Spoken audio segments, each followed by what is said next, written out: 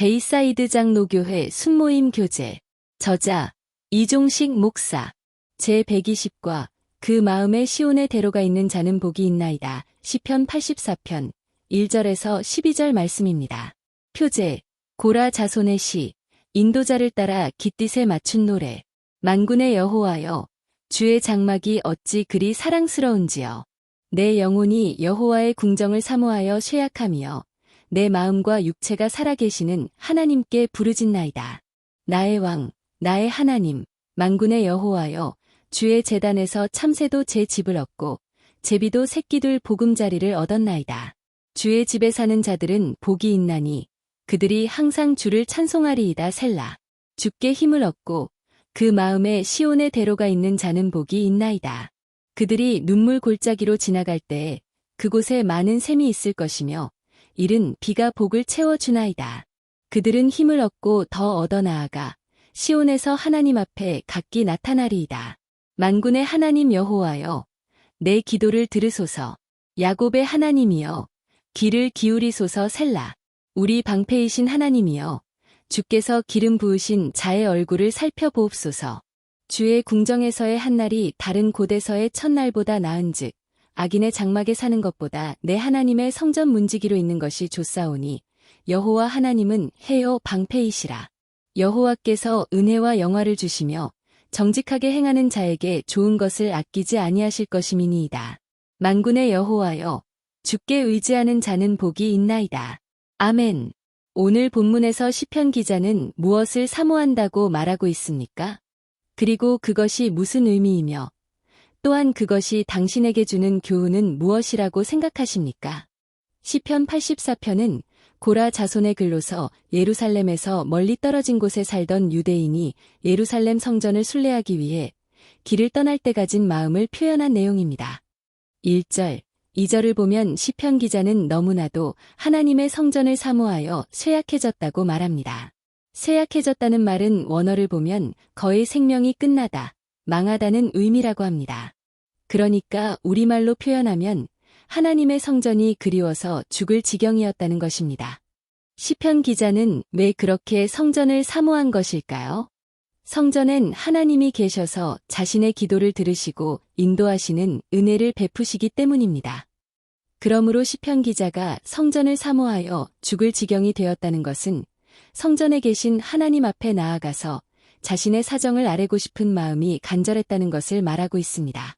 이런 마음을 가진 성도는 복된 자라고 말하게 됩니다.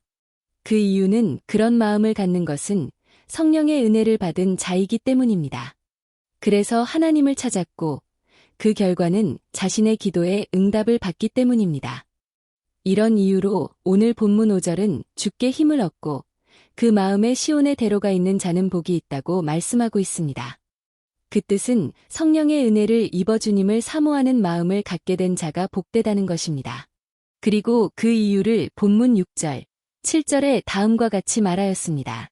그들이 눈물 골짜기로 지나갈 때에 그곳에 많은 샘이 있을 것이며 이른 비가 복을 채워주나이다. 그들은 힘을 얻고 더 얻어 나아가 시온에서 하나님 앞에 각기 나타나리이다.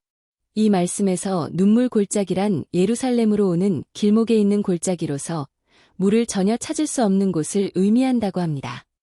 그런데 이러한 곳에 많은 샘이 있다는 말은 여행길에 있는 자들이 빗물을 저장하기 위해 파놓은 웅덩이를 의미한다고 합니다. 그곳엔 비가 오면 물이 고여 있어서 순례길에 있는 자들에게 기쁨을 주는 일이 된다고 합니다.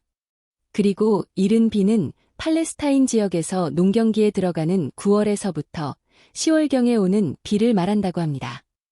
이때 이 비는 건조하여 딱딱한 땅을 촉촉이 적셔서 부드럽게 하여 파종하기에 알맞은 땅으로 만들어주는 역할을 합니다. 그러므로 이러한 내용이 주는 의미는 누구든지 하나님을 사모하며 신앙의 길로 가는 자에게는 고난이 따르지만 때때로 하나님의 은혜로 은혜의 샘물을 만나게 될 것이고 사는 동안 하나님이 은혜의 단비를 부어주사 귀한 열매를 맺는 삶을 허락하신다는 것입니다.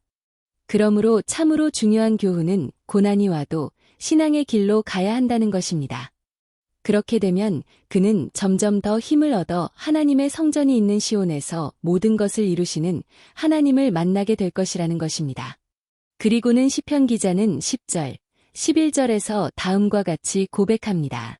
주의 궁정에서의 한 날이 다른 곳에서의 첫날보다 나은즉 악인의 장막에 사는 것보다 내 하나님의 성전 문지기로 있는 것이 좋사오니 여호와 하나님은 해여 방패이시라. 여호와께서 은혜와 영화를 주시며 정직하게 행하는 자에게 좋은 것을 아끼지 아니하실 것임이니이다. 이 말씀의 의미는 하나님을 믿고 사는 삶은 비록 가난하고 어려워도 궁전에서 사는 화려한 삶보다 낫다는 말입니다. 그 이유는 그러한 자는 항상 하나님이 보호하셔서 안전하고 평강스러운 삶을 살기 때문이고 결국에는 하나님이 그에게 가장 좋은 것을 아끼지 않고 주시기 때문입니다. 그래서 12절은 만군의 여호와여 주께 의지하는 자는 복이 있나이다 라고 고백하고 있습니다. 이런 것을 보면 시편 기자는 성전에 계신 하나님을 만나러 오는 순례의 길에서 겪는 일을 통하여 신앙의 길을 시적으로 설명하고 있음을 알게 됩니다. 신앙을 갖고 사는 길에도 눈물을 흘려야 하는 고난이 있다는 것입니다. 그러니까 신앙의 길을 가고자 한다면 눈물을 흘려야 하는 어려움이 따른다는 것입니다. 그래서 예수님은 신앙의 길을 좁은 문으로 들어가는 삶이라고 말씀하셨습니다. 그런데 신앙의 길은 그런 눈물만 흘리며 가는 길이 아니고 때때로 샘을 만나 목마른 자가 물을 마시듯 그런 위로가 넘치는 경우가 많다는 것을 말씀하고 있습니다. 그리고 하늘에서 때로 단비를 내려서 우리의 삶에 아름다운 열매를 맺게 하신다는 것을 말씀하고 있습니다. 그 결과 우리로 힘을 내게 하여 결국 하나님의 하시는 놀라운 일을 보게 된다는 것입니다. 그렇습니다. 처음으로 도미니카 공화국에 갔을 때 정말 어려움이 많았습니다. 환경이 너무 열악했고 사람들의 사는 모습이 달라서 그랬습니다. 그들은 미국과 같이 교육적으로 갖추지 못한 상태였고 도덕적으로도 열악한 모습을 가지고 있었습니다. 그래서 그들에게 맞추어 일하는 것이 정말 어려웠습니다. 그런 이유로 때때로 올해가 마지막이라고 생각하며 돌아온 때도 있었습니다. 그런데 이상하게도 날이 지나면 다시 가고 싶은 생각이 들었습니다. 몇몇 돕는 분들과 몇몇 사람들에게 일어나는 변화를 보며 다시 힘을 내게 된 것입니다. 분명히 하나님의 역사였습니다. 그래서 계속 도미니카에 가서 선교하게 되었는데 오늘날과 같은 열매가 주어지게 되었습니다. 이런 것을 보면 신앙의 길엔 반드시 눈물을 흘릴 일이 일어난다는 것이 맞습니다. 그러나 신앙의 길엔 위로를 주시는 하나님의 역사가 있습니다. 그리고 계속해서 믿음의 길을 갈 때에 열매가 있습니다. 이런 이유로 오늘 본문 8절에서 시편 기자는 다음과 같이 고백하고 있습니다. 만군의 하나님 여호와여 내 기도를 들으소서 야곱의 하나님이여 귀를 기울이소서. 이것을 보면 시편 기자에게도 간절한 기도 제목이 있었다는 것을 알게 됩니다. 그래서 간절한 마음으로 주님이 계신 성전을 사모하며 순례의 길을 떠나고 있습니다. 오늘 우리도 이런 간절한 마음으로 하나님께 우리의 사정을 아뢰고 하나님이 하시는 일을 경험하게 되기를 주님의 이름으로 축원합니다. 당신은 살면서 눈물을 흘릴 정도로 어려운 때가 있었습니까? 그러나 주님이 주신 힘으로 믿음으로 산 적이 있습니까? 그리고 얻는 은혜는 무엇이었는지 서로 이야기해 봅시다. 오늘의 말씀을 통하여 새롭게 느낀 점과 결단하는 바를 서로 나누어 봅시다.